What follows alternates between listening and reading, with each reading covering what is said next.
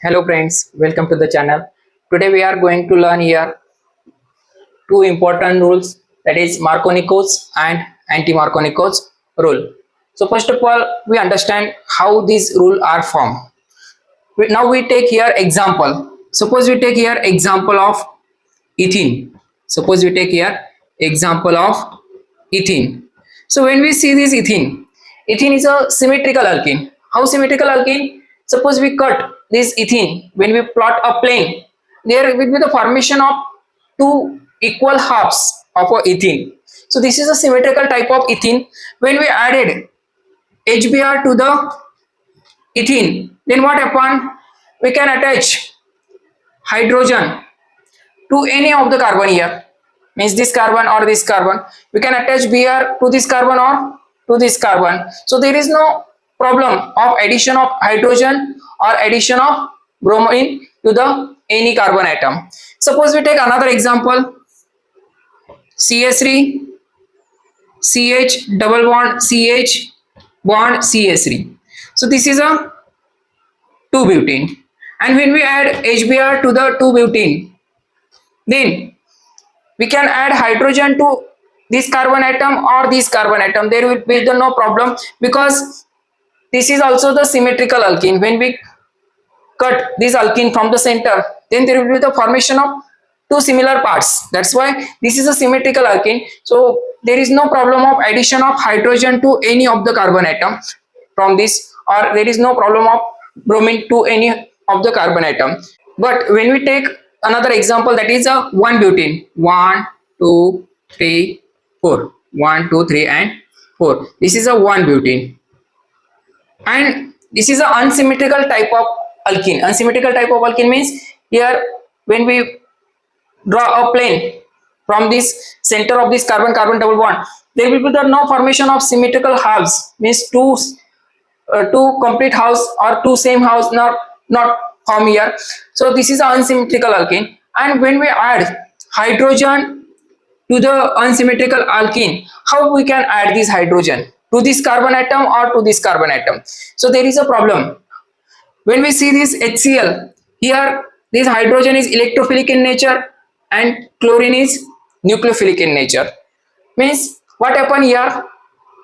Due to this, there is a formation of Markovnikov's and Anti-Markovnikov's rule. Means here this is an unsymmetrical alkene is added to the unsymmetrical reagent.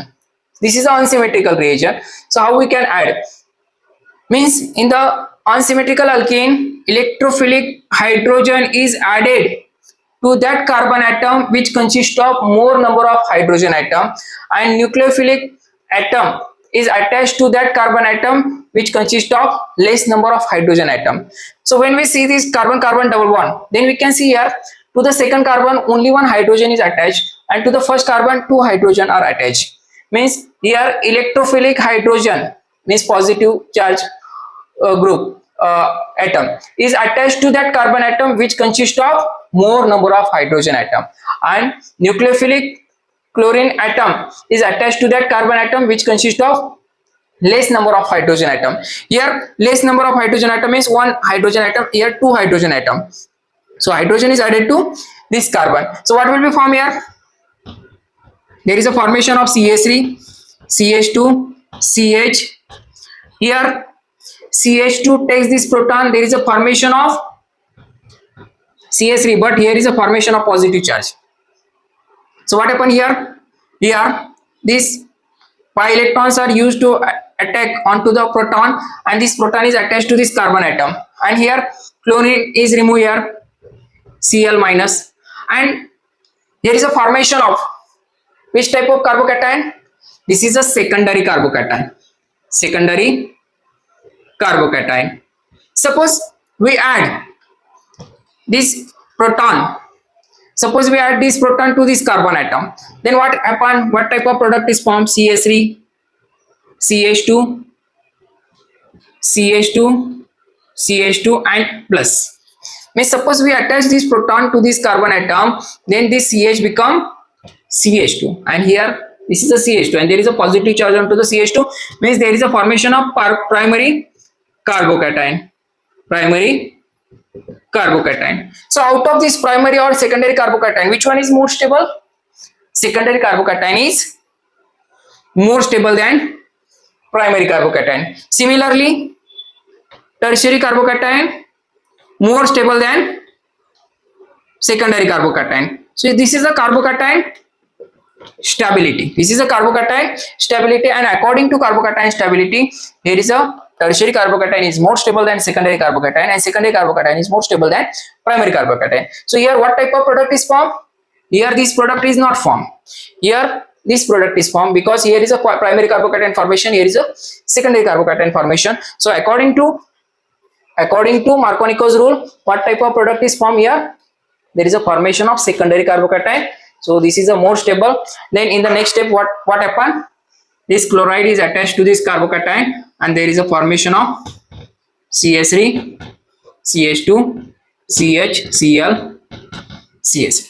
So according to Markovnikov's rule, electrophilic hydrogen is attached to that carbon atom which consists of more number of hydrogen atom, and nucleophilic halogen is attached to that carbon atom which consists of less number of hydrogen atom. So this is a Markovnikov's rule. Now we see here another rule, that is a Anti-Markovnikov's rule, and this Anti-Markovnikov's rule we call it as a peroxide effect.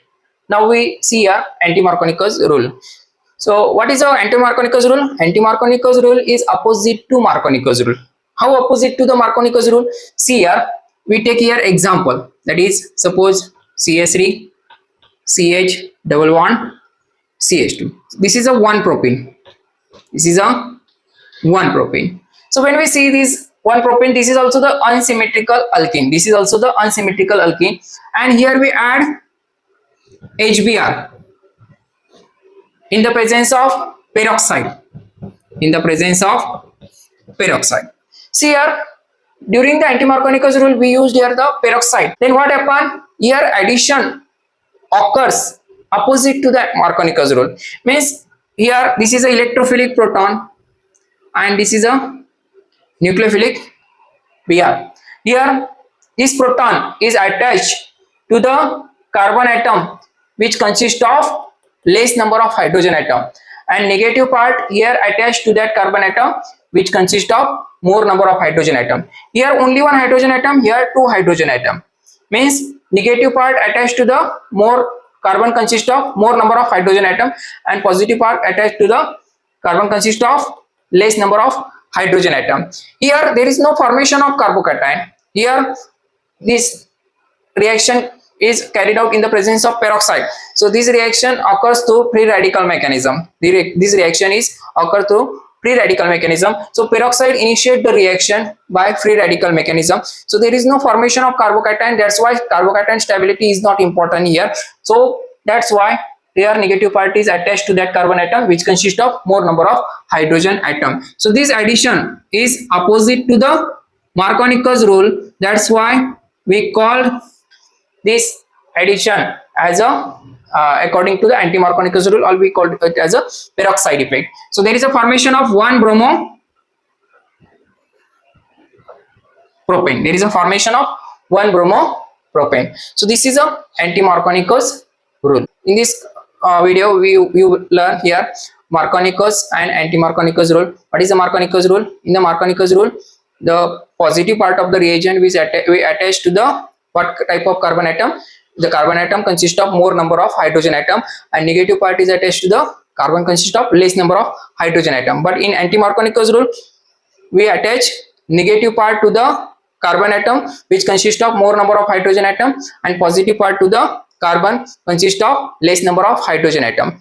So we will understand here Markovnikov's and Anti-Markovnikov's rule. If this video helped you to understand Markovnikov's and Anti-Markovnikov's rule completely, then like this video, share with your friends, and subscribe to the channel for more chemistry lessons. Thanks for watching. Thank you.